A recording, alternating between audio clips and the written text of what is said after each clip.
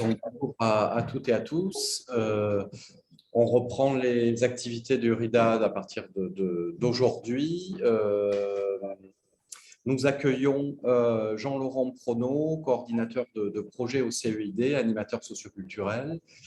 Et il va nous exposer et on va discuter avec lui donc, son activité autour de l'utilisation de la cigarette électronique, de la vape, comme outil de réduction des risques dans son activité au CEID. Voilà, donc on le remercie d'intervenir aujourd'hui sur ce RIDA. Donc, on s'est vu un petit peu hier avec Jean-Laurent, donc je lui ai expliqué qu'on était en réseau et en visio avec la filière niveau 2 de la dictologie d'Aquitaine, qui comprend l'océan Indien. Donc, il y a peut-être des gens de la Réunion direct avec nous. Voilà, donc Jean-Laurent, je te laisse la parole. Tu as 20 minutes, une demi-heure pour présenter. Après, on discute. Ok, donc je vais essayer de respecter ce temps-là. Tu m'arrêtes si c'est trop long.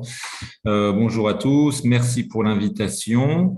Je suis effectivement référent d'un programme VAP au CEID Addiction et plus particulièrement dans un XAPA Carude à Saint-Michel, à Bordeaux.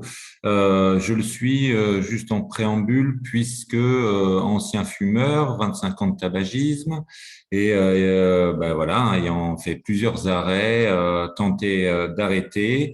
À chaque fois, je reprenais. J'ai passé une formation tabaco avec le CEID et là-dedans, on a évoqué la vape. Et effectivement, c'était quelque chose là qui était en cours dans ma tête. Donc, j'en ai acheté une directement le premier soir de la formation. Et depuis, je suis un vapoteur et un vapoteur averti, puisque derrière, effectivement, j'ai beaucoup travaillé le sujet de la vape, beaucoup lu, parce que beaucoup d'idées fausses, enfin beaucoup de débats autour de cet outil.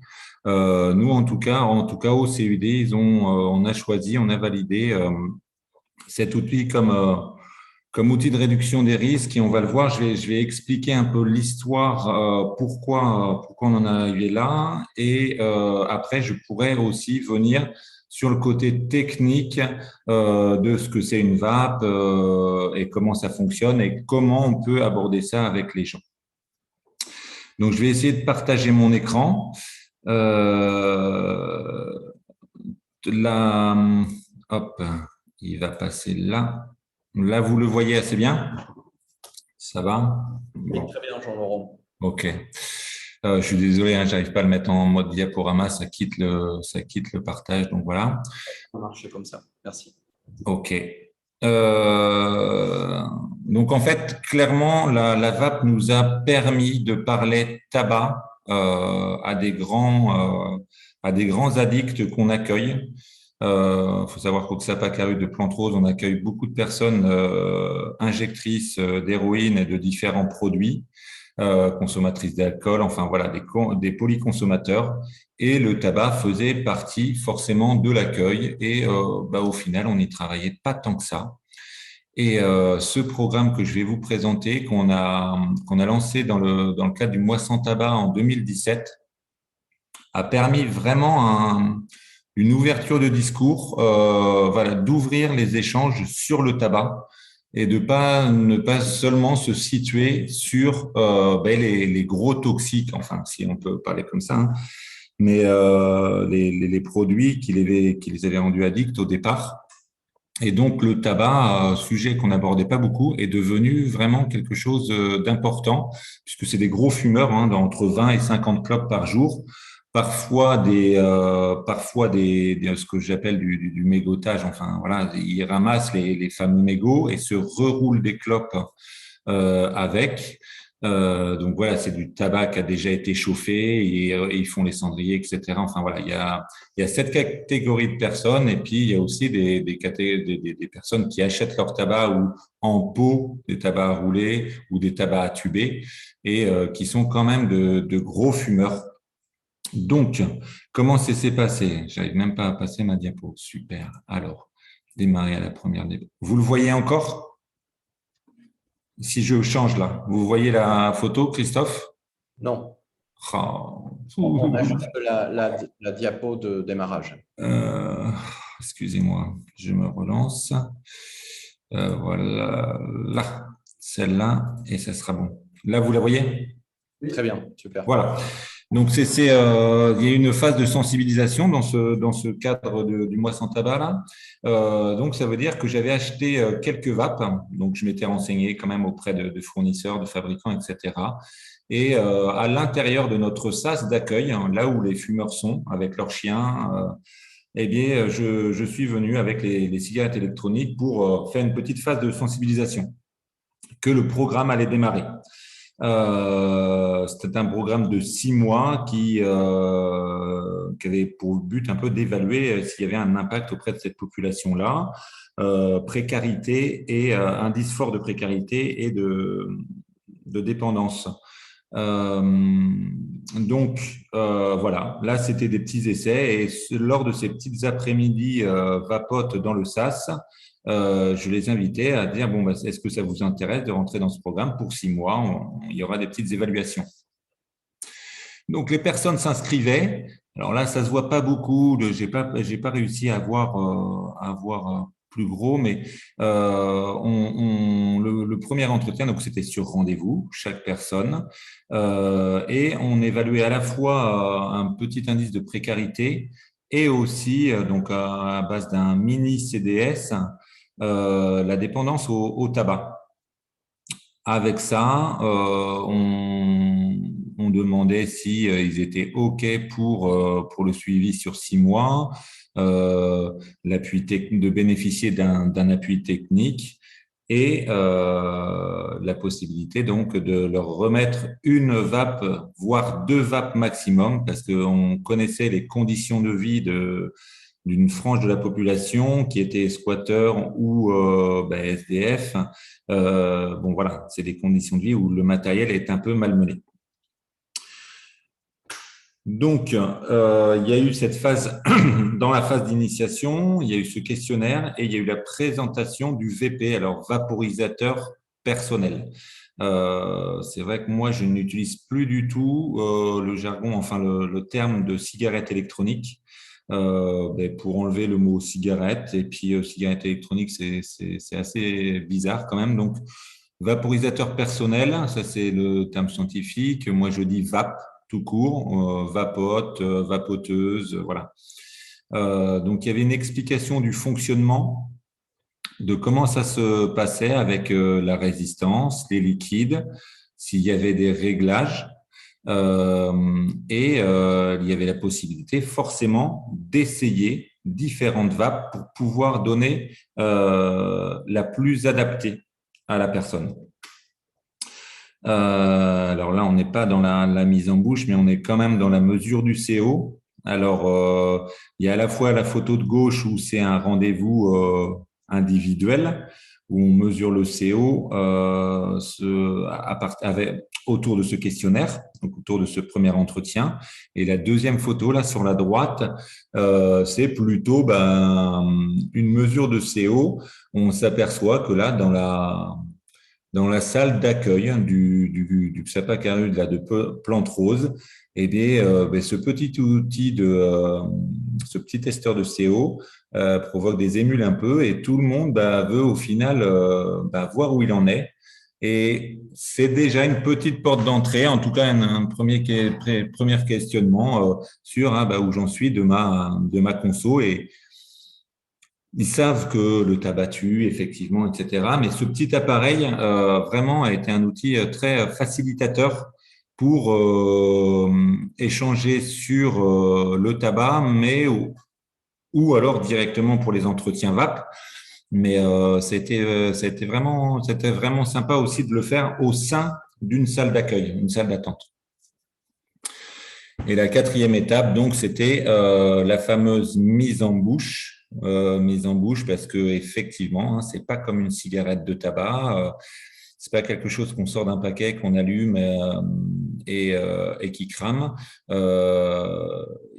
ça vient un peu titiller différentes autre part dans le larynx. Et il y a aussi des dosages de nicotine où il faut être vigilant pour pas que ça gratte trop, et des réglages d'ouverture d'air, on verra ça tout à l'heure, mais d'ouverture d'air, c'est-à-dire que l'air rentre dans la vape plus ou moins fortement, qui va créer le hit ou pas, ou l'étouffement justement. Beaucoup peuvent aussi tousser, d'où le réglage important et les essais sur place.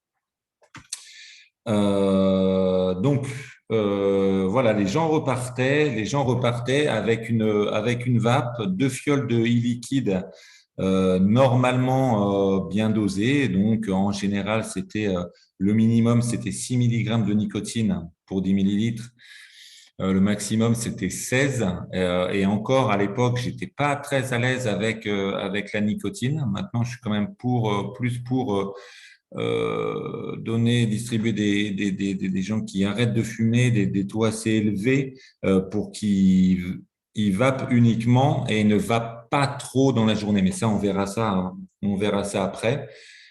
Donc, à chaque évaluation, 1 mois, 3 mois et 6 mois, il y avait des petits briefings de comment ça va, tu l'utilises pas. Le petit testeur de CO. Beaucoup pouvaient s'apercevoir beaucoup qui avaient vraiment adhéré à la vape pouvaient s'apercevoir sur le testeur de CO que le monoxyde de carbone diminuait dans leur sang. Donc, c'était hyper intéressant comme outil. Encore une fois, je le répète. On faisait un point forcément sur est-ce qu'il y a encore des cigarettes ou pas, est-ce que le liquide nicotiné est assez nicotiné, voilà. On faisait cette évaluation-là. Donc là, il y a eu des petits résultats au bout de ces 6 mois qui étaient très intéressants, puisque quand même sur 30 personnes, il y en a 20 qui ont modifié leur consommation de cigarettes, roulées ou industrielles, et parfois aussi cannabiques. Il y a quand même sur ces 20 personnes, alors les 10 autres personnes n'ont pas adhéré, il faut le dire tout de suite, voilà, ils ont pris ça. C'était un peu parfois comme une gourmandise, ils avaient choisi des liquides assez sucrés ou alors vanillés, des fruits, etc.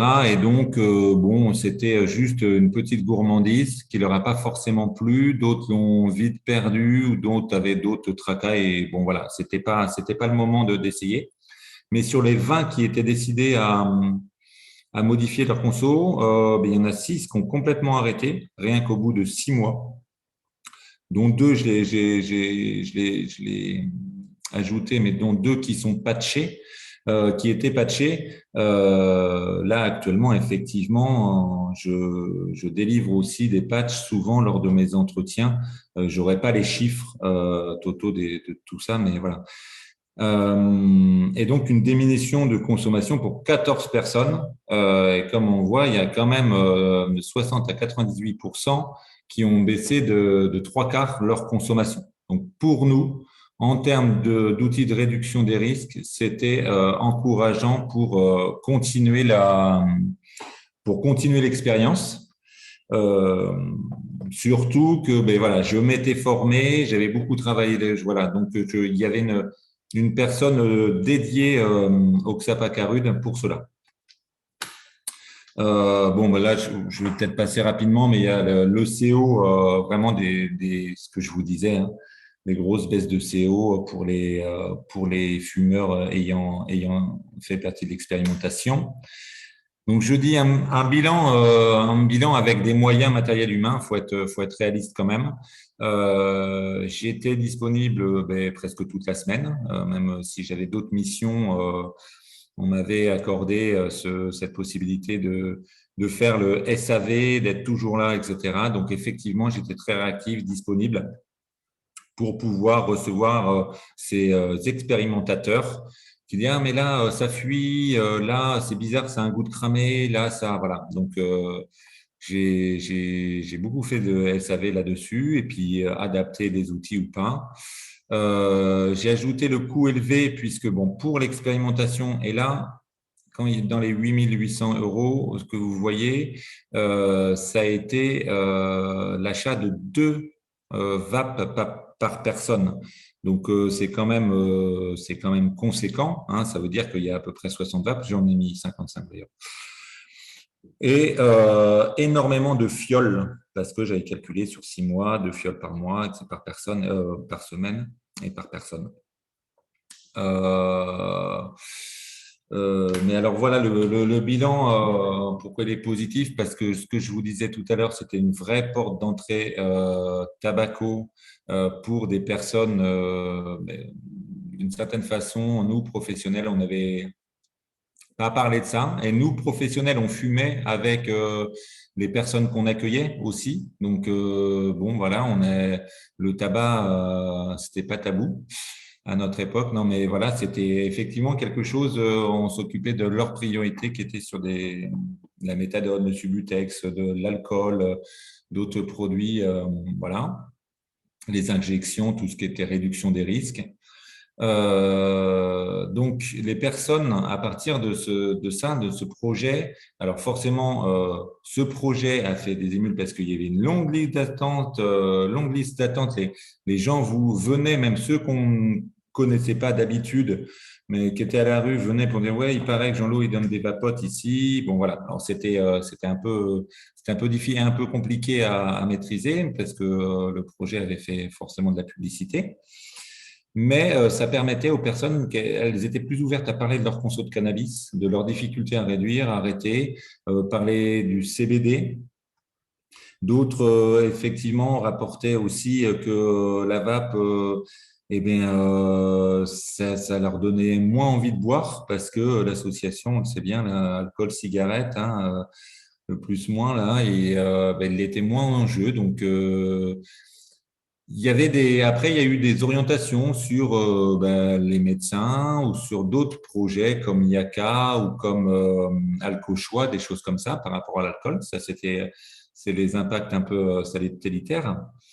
Évolution des représentations aussi, Chémy. Au début, il y a toute une frange des personnes qu'on accueillait qui étaient très négatives. Ouais, il y a de l'eau dans les poumons, alors il y a la maladie du popcorn parce qu'on vape de l'huile. Le cancer électronique, voilà, des conneries. Et au final, le fait d'avoir distribué ces vapes, les gens ont pu tester dans leur soirée entre copains, autour de la tente ou en fête, ou voilà, des choses comme ça quand ils n'avaient pas de tabac. Et sont revenus beaucoup plus curieux parce qu'ils y trouvaient un intérêt au départ effectivement financier, hein, parce que le tabac ça coûte cher, mais aussi c'était plus agréable hein, dans la bouche, les odeurs, etc. Je sais que des grands vapoteurs de plantes roses ne veulent en aucun cas revenir sur la cigarette qui est comme un cendrier dans la bouche, etc. Et dès qu'ils la perdent ou ils la cassent, ils m'en redemandent. On ne peut pas leur fournir effectivement parce qu'on peut pas, nous ne sommes pas un magasin de vape non plus. Mais eh bien, j'essaie de leur trouver les bons prix dans des bonnes boutiques d'une vape qui ne va pas leur coûter très cher pour pouvoir continuer leur consommation sans combustion. Toujours dans les plus, qu'est-ce que j'ai mis? Oui, ben voilà. Alors ça, c'était les plus du projet. C'est que ben voilà, il y a eu des personnes qui ont bénéficié du programme parce qu'ils avaient quand même beaucoup de soucis de santé, donc enceintes, hospitalisées, service psy, cancer des poumons, etc. Il y a dans les plus, dans les effets un peu satellitaires, il y a aussi les collègues qui ont bénéficié un peu de mon expertise et de matériel que j'avais au final dans la structure. Eh bien, je leur prêtais sur des week-ends ou sur des vacances pour eux ou pour leurs concubins pour pouvoir tester. Et effectivement, plusieurs d'entre eux sont passés à la vape ou ont modifié leur comportement ou ont réussi à arrêter de fumer avec des patchs ou des choses comme ça. Mais il y a eu voilà, une réelle dynamique derrière. Donc, j'ai mis dynamique aussi sur des partenariats avec d'autres assos. des participations aussi, enfin organisation d'une journée le 31 mai, la journée sans tabac. Là, on avait fait une belle journée avec présence de tabacologues, essais de vapote, sophrologie, enfin voilà, il y avait tout ça. Donc, ouais, ça générait des dynamiques qu'il n'y avait pas avant autour du tabac. Alors voilà, bon, quelques témoignages, on va peut-être passer rapidement, mais je vous laisse les lire. C'est des témoignages comme ça que j'ai récupérés là des personnes qu'on accueille, hein, qui est des 30 qui ont fait partie de l'essai en 2017-2018. Aujourd'hui en 2021, donc effectivement 2020, eh bien on l'a tous vécu, ralentissement de toutes nos activités, là encore plus difficile pour essayer des vapes, le matériel, etc. C'était compliqué. Mais aujourd'hui, il y a quand même plus de 100 personnes qui bénéficient ou ont bénéficié de ce programme de VAP comme outil de réduction des risques. Le CUD a fait le choix d'acheter des vapes sur le même budget que l'achat de kits d'injection ou de petits matériels de réduction des risques, hein, tout ce qui est toupie, aiguilles, seringues, kit base, feuilles d'aluminium, voilà, tout ça, tout ça. Donc, c'est du matériel de réduction des risques. Et 2 rendez-vous sont toujours nécessaires pour l'initiation. Donc, les personnes soit m'appellent, soit le mail. On prend un rendez-vous. Sur la première rendez-vous, on est toujours sur une évaluation. J'ai mis vulgarisation tabaco parce que, en fait, quand on parle tabac comme ça, alors moi, je suis pas tabacologue, je n'ai pas de DU de tabaco, mais j'ai été formé un peu par des tabacos quand même, Anne Boyer et François Richard, entre autres, avec Virginie Payot. Et j'essaye d'amener 2, 3 petits points pour ces gens-là sur le monoxyde de carbone, sur le goudron. Je parle tout de suite des substituts nicotiniques, s'ils les connaissent et s'ils ont déjà essayé, pastilles, chewing-gum, patch. Pourquoi ça n'a pas marché, pourquoi ça a marché, quel moment, voilà, on fait tout un, voilà, leur consommation de tabac. On mesure le CO et après, je présente la vape. J'en ai 4-5 devant moi en général. Et quand il tire dessus, je m'aperçois un petit peu comment il tire, si c'est long, si c'est bref, si c'est intense, toutes sortes de choses. Et tente de leur proposer et de régler la vape au mieux pour eux avec un liquide nicotiné. Voilà. Et le deuxième rendez-vous, qui est en général une semaine plus tard, on ouvre le package de la cigarette et devant la personne, et donc on la démonte, on regarde comment c'est fait, et en général, c'est des vapes, c'est pas en général, c'est que nous n'avons que des vapes très faciles d'utilisation. Il n'y a pas d'écran qui est compliqué à comprendre. Il faut savoir bien expliquer l'utilisation de la résistance et du liquide et du fameux chargeur à ne pas abîmer. Hop, et ils repartent avec. Et en général, on les revoit la semaine suivante, quoi. Mais c'est pour juste du liquide ou voilà, dire ah super. Ça, voilà, je me ressens revivre un peu, je transpire moins, je dépense moins d'argent forcément, et il y a quand même beaucoup de personnes satisfaites. Malheureusement, il y a toute une partie, encore une fois, je vous dis, qui les casse, qui les vole ou qui les perd, parce qu'ils ont des modes de vie assez rocambolesques. Et là, c'est un peu compliqué nous ne pouvons pas fournir de dire non. C'est compliqué de dire non, mais en même temps, ils le comprennent. Mais ils sont parfois insistants. Et donc, il y a toujours aussi des informations de sensibilisation régulières auprès de l'équipe. Là, prochainement, je fais une petite formation à mon équipe de Plante Rose parce qu'elle tourne aussi, il y a des nouveaux, etc. Et pour expliquer, puisque les gens viennent les voir pour des résistances, du liquide et des choses comme ça. Et donc, c'est important qu'ils soient un peu tous au jus par rapport à la vape. Même s'ils ont tous reçu une formation de tabaco, mais tous peuvent délivrer des substituts nicotiniques aussi. Et il y a une partie qui est dédiée dans la formation tobacco du CUID qu'on donne à tout professionnel du CUID et aussi, il y avait des gens là, la dernière fois contre le cancer et des infirmières scolaires. Voilà pour la présentation du projet. Alors, est-ce que on fait une pause là-dessus ou j'enchaîne sur le deuxième PowerPoint qui est un peu plus technique sur la vape? Tu peux enchaîner sur le… Je peux enchaîner sur la… D'accord. Euh, Alors, c'est parti. Hop.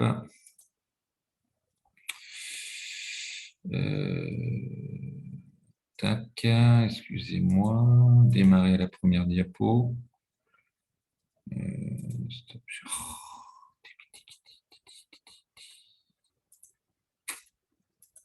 OK. Donc là, c'est pareil, je vais peut-être passer des slides. On est à combien de temps, Christophe? Si tu restes 10 minutes, un quart d'heure. 10 minutes, un quart d'heure, bah, c'est bien. C'est bien, c'est bien. Alors, je ne sais pas si j'ai besoin pour vous de rappeler pourquoi on a choisi, pourquoi on a choisi. Enfin, c'est pas le CUD, hein, c'est quand même un outil de réduction des risques qui est validé par de nombreux addictologues, pneumologues, cardiologues. Il y a de plus en plus de publications qui amènent de très bons résultats sur les risques cardiovasculaires, sur la femme enceinte, alors qu'elle soit internationale ou française, il y en a peu au final, mais dernièrement, il y a quand même l'Institut Pasteur en 2020 qui a sorti une étude. Voilà, nous, on allait piocher quand même dans les différentes études. D'ailleurs, les Anglais sont très bons là-dedans. C'est eux qui ont sorti, c'est pas eux que, voilà, mais le fameux Moi sans tabac, il était anglais au départ. Et eux, la vape est carrément annoncée, en tout cas promue, comme outil de sevrage. Et ils en font la pub aussi dans leur Moi sans tabac. Je sais que la France reste frileuse suite au positionnement de l'OMS. Mais clairement, voilà, ce que j'explique aux personnes et aux professionnels en général, c'est là, pas de combustion, ni de goudron, ni de CO. 7000 substances dans la combustion d'une cigarette, 400 dans la vaporisation de e-liquide dans une vape. Donc, on est quand même, alors voilà, ça c'est Public Health England, la santé publique. La santé publique anglaise qui a sorti la réduction de 95% de la toxicité par rapport à une cigarette. Et la nicotine n'est pas cancérigène parce qu'effectivement, il y a 80% des Français qui pensent encore que la cigarette est cancérigène en 2019 quand même. Que la nicotine, excusez-moi. La cigarette est effectivement cancérigène. La nicotine ne l'est pas. Donc ça, bon, c'est quelques mots de personnes beaucoup investies dans la réduction des risques, pour le tabac. Donc Jacques Lewezek, que vous connaissez certainement, Jean-Pierre Coutron qui était le président de la Fédération Addiction. J'ai pris quelques chiffres de Santé publique France, puisque faut savoir que la cigarette qui a été inventée en 2000 par un pharmacien ou médecin chinois qui avait son père qui était très malade, qui avait un cancer des poumons, a inventé une cigarette électronique qui donc n'avait pas cette combustion. Elle a été très répandue dans les années 2000, plutôt en Amérique. Et c'est arrivé un peu plus tard chez nous, avec des appareils qui n'étaient pas forcément très évolués par rapport à maintenant. Et donc là, il y a quelques chiffres dans les dernières années chez nous là où des chiffres qui valident un peu où on voit que les fumeurs testent la vape, certains l'apprécient et l'adoptent comme outil de sevrage. D'autres comme outil qui leur permet d'éviter de fumer de nombreuses cigarettes dans la journée et vont réduire leur consommation de cigarettes dans la journée. Même si je sais très bien que effectivement, il vaut mieux ne pas fumer du tout. Le fait de réduire drastiquement la consommation pour nous au départ, c'est un bienfait aussi. Et pendant le confinement, on voit aussi, j'ai cherché ça là, voilà, pendant le confinement, il y a un quart des fumeurs qui ont tenté d'arrêter de fumer et parmi eux, un quart ont essayé le vapotage. Dans les dernières études, ils disent que voilà, là, il y a quand même la vape a été un outil de sevrage réussi, autant réussi, voire plus réussi que le patch nicotinique. Bon, ça, j'attends de voir les chiffres pour vous les donner plus tard. Donc, des positions officielles, ça, là, voilà, il y a l'INCA et il y a la Fédération Addiction qui dit effectivement, tout n'a pas été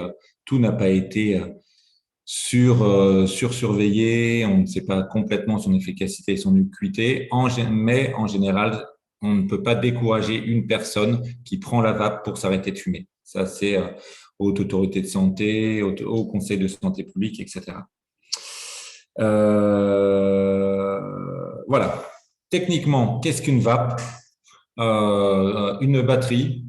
Alors là, quand il y a écrit base de réservoir, on voit qu'il y a il y a un petit trou dans la base de réservoir, c'est le fameux réglage d'air, l'airflow. C'est là où va rentrer l'air ou pas rentrer si on la ferme. Il y a la résistance et tout le réservoir qu'on voit là, dans lequel on va mettre le liquide, et le fameux drip tip qui est l'embout buccal, tout simplement. Donc, aérosol, rapidement inhalé et absorbé, donc avec une action sur le cerveau qu'on peut comparer à celui produit par le tabagisme, et effectivement, selon aussi le dosage de nicotine. Voilà. Effectivement, il permet d'obtenir la sensation de récompense souhaitée par l'utilisateur sans exposition aux produits nocifs de la combustion du tabac. Ça, c'est important, la sensation de récompense, parce que souvent, c'est ce que rapportent les gens qui essayent d'arrêter de fumer avec des patchs, etc. Il y a le petit côté aussi doudou, le côté dans la main, le côté buccal, hein, hit. Qui ne trouvent pas dans les patchs et c'est pour ça que les pastilles, c'est pour ça qu'ils abandonnent un petit peu. Forcément des difficultés de motivation aussi ou d'accompagnement, mais voilà, c'est rapporté souvent. L'importance de la résistance dans la vape, ce qu'il faut savoir pour des personnes qui n'y connaissent pas grand-chose à la vape, il y a deux styles de résistance. Il y a une résistance qui va faire un tirage serré. Ça veut dire comme la cigarette. Je vais vous montrer, d'ailleurs, on va faire une petite démo, mais ça, c'est le genre de vape pour tirage serré. Pour les débutants fumeurs, c'est très apprécié puisqu'on tire comme une cigarette et on peut mettre des liquides nicotinés assez élevés.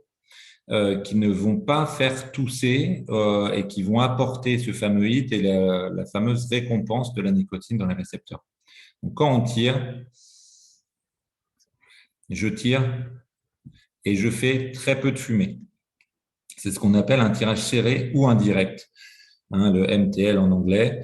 Voilà, il va imiter la cigarette. La deuxième possibilité, c'est des grosses vapes avec tirage aérien. Donc, c'est, comment dire, je vais vous faire le test, mais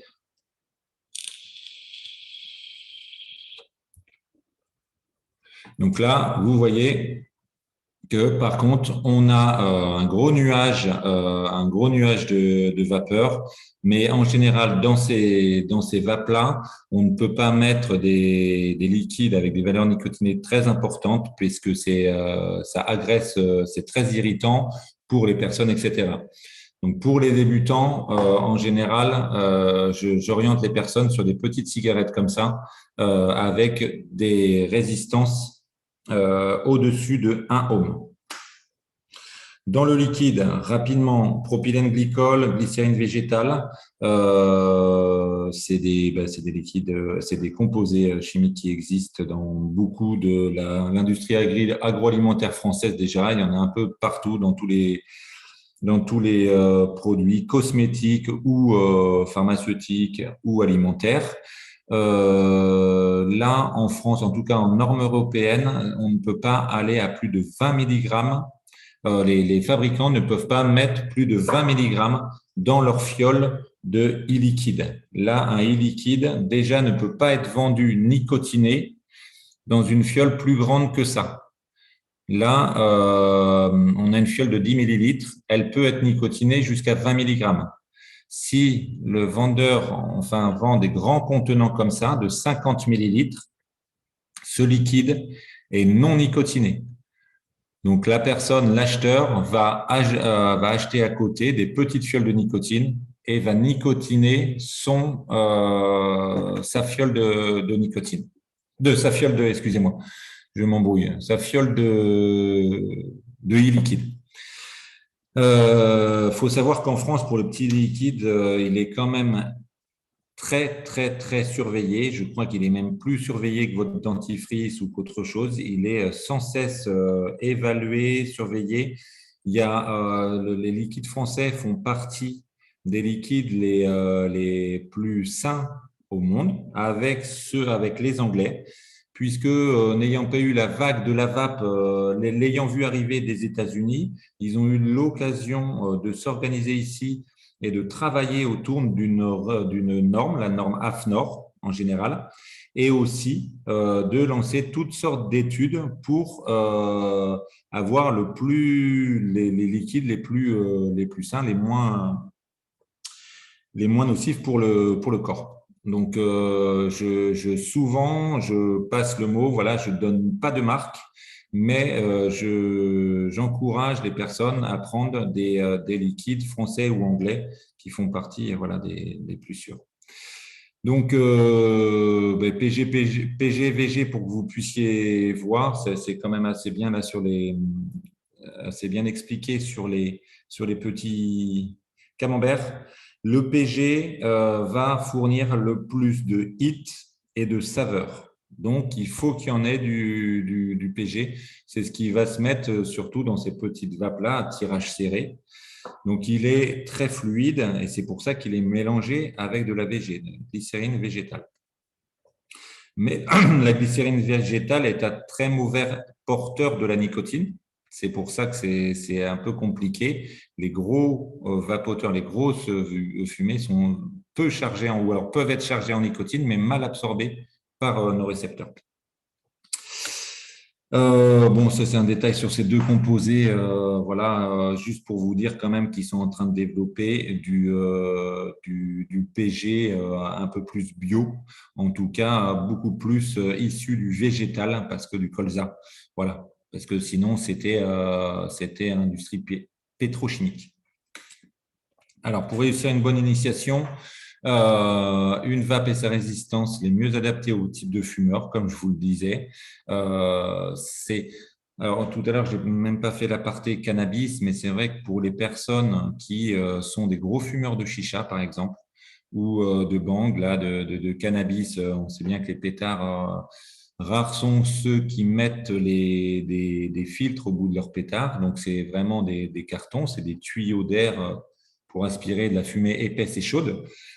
Et en général, ces fumeurs-là, qui ne pensent pas être addicts à la nicotine ni au tabac, c'est juste des fumeurs de cannabis, mais on peut les orienter sur des résistances un peu plus proches de zéro, donc qui vont dégager plus de fumée, comme la chicha ou les pétards, etc.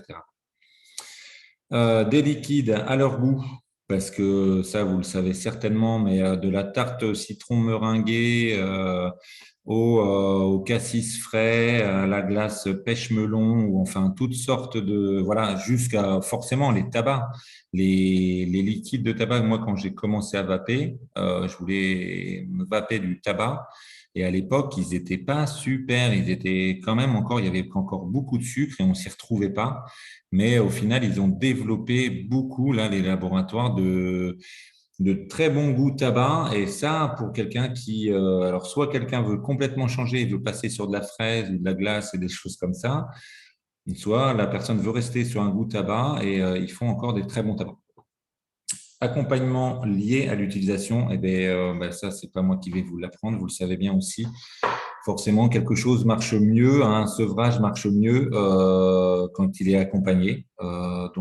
Si on peut l'accompagner comme ça sur, on va dire 2, 3 semaines, voire un mois en tout cas, par rapport à la vape, au bout d'un mois, c'est bon, la personne, en général, elle a compris pourquoi sa machine fuyait ou comment il faut faire pour pas qu'elle fuit, quelle résistance il faut et le liquide qui lui va. Ça va quand même assez rapidement. Plaisir de vaper doit être supérieur à celui de fumer. Donc, ce que j'ai dit pour les débutants, voilà un petit modèle, ne demandant pas de réglage et reproduisant le tirage serré. Ce que je vous ai montré là, ça coûte 20 euros. J'en ai un autre quand je parle de pods ici. Les pods peuvent être une solution. Les pods sont des petites machines comme ça. Vous voyez, ça fait comme un Zippo.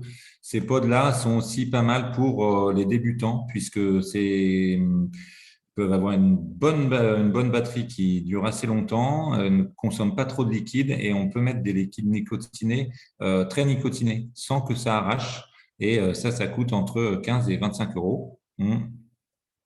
J'ai été, bon, ça ne tire pas beaucoup, mais après, effectivement, l'idéal, c'est de pouvoir essayer en boutique différents modèles. Ça, ils ne le font pas beaucoup et en plus, avec le contexte sanitaire, ils ne le font plus. Et bon, nous, on a la chance effectivement d'avoir ce matériel au CUD pour tester des liquides 50-50 pour qu'ils fassent un peu de vapeur et qu'il y ait un bon hit et un bon portage de nicotine.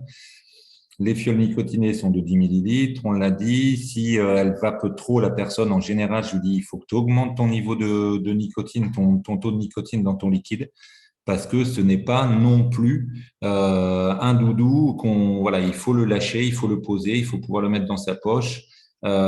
Et donc, si tu vas toute la journée comme ça, c'est que tu n'es pas assez dosé en nicotine. Et il y a un avantage. Jean-Laurent, excusez-moi, Ouais. 2 minutes encore. OK. Ouais, je suis à la fin de toute façon. Il y a un avantage dans la vape, c'est un peu comme les traitements de substitution. On peut les baisser. Vaut mieux commencer haut et baisser soit en direct parce qu'il y a 3, 6, 12, 16, 18 en général et 20, mais soit on rajoute du zéro et on baisse soi-même au fur et à mesure. Voilà. Donc, hop, un petit nota bene, les sensations changent et les besoins du vapoteur évoluent, mais ça, il y a des boutiques spécialisées qui le font très bien. Voilà, une fois qu'il a eu la vape, il peut aussi très bien se renseigner dans les boutiques spécialisées. J'en ai parlé pour les consommateurs de cannabis bambou chicha.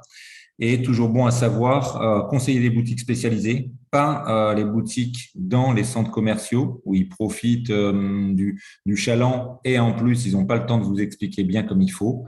Acheter des liquides français, j'en ai parlé. Vaporisation saine, la résistance, voilà, qui coûte 2-3 euros. Elle se change toutes les 2 à 4 semaines, maximum un mois. Certains, vape, ils ont quand même le goût de cramer ou alors ils n'ont pas le goût de cramer, mais ils n'ont plus de goût qu'ils ont d'habitude, mais ils continuent à vaper.